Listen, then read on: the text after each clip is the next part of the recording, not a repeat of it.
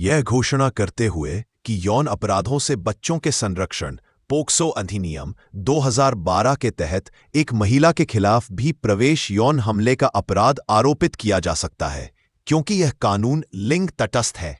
कर्नाटक उच्च न्यायालय ने सोमवार को एक 52 वर्षीय महिला के खिलाफ आपराधिक मामला रद्द करने से इनकार कर दिया, जिसने कथित तौर पर 2020 के दौरान यहां अपने आवास पर एक 13 वर्षीय लड़के को उसके साथ यौन संबंध बनाने के लिए मजबूर किया था। यौन उत्पीड़न की ये दोनों घटनाएं कथित तौर पर मई और जून 2020 के बीच हुई थी, जब आरोपी महिला अर्चना, जो लगभग 48 साल की एक कलाकार थी, और लड़का, जो उस समय लगभग 13 साल और 10 महीने का था, के बीच यौन उत्पीड़न हुआ था। आरोपी, जो लड़के का पड़ोसी था, उसकी मां के माध्यम से उसके संपर्क में आया था, जिसने शुरुआत में उसे आरोपी के घर भेजा था ताकि वह आरोपी के अनुरोध पर उसकी पेंटिंग्स को उसके इंस्टाग्राम अकाउंट पर पोस्ट करने में मदद कर सके। मानसिक रूप से परेशान लड़के ने अपने कथित कृत्यों के बारे में तुरंत अपने माता-पिता को नहीं बताया, जिन्होंने बाद में दुबई में बसने का फैसला किया और अगस्त 2020 में उसे और उसकी छोटी बहन को लेकर वहां चले गए।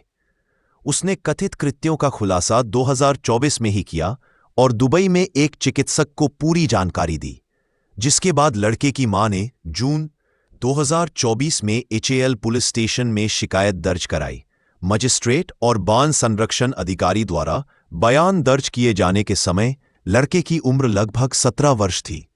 आरोप है कि आरोपी महिला ने लड़के को यह कहकर किसी को भी अपने कृत्यों के बारे में न बताने के लिए राजी किया था कि इससे वे दोनों मुश्किल में पड़ जाएंगे। बताया जा रहा है कि आरोपी महिला का पति और बेटी विदेश में रह रहे हैं।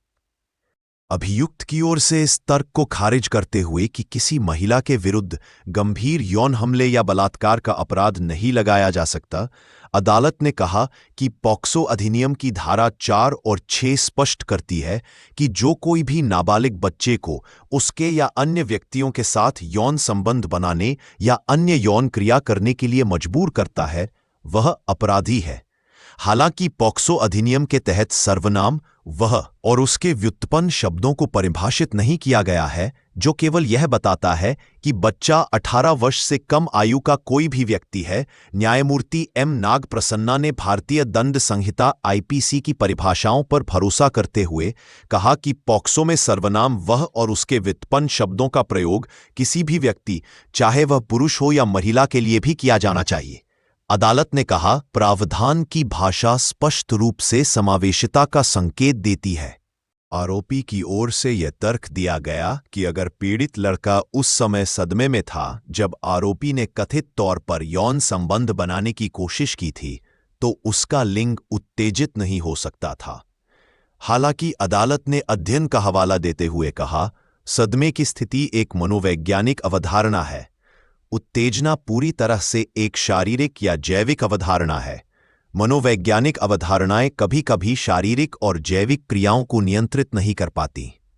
इस तर्क पर कि संभोग में महिला केवल निष्क्रिय भागीदार होती है और पुरुष सक्रिय भागीदार, अदालत ने कहा कि यह विचार अपने आप में पुरातन है।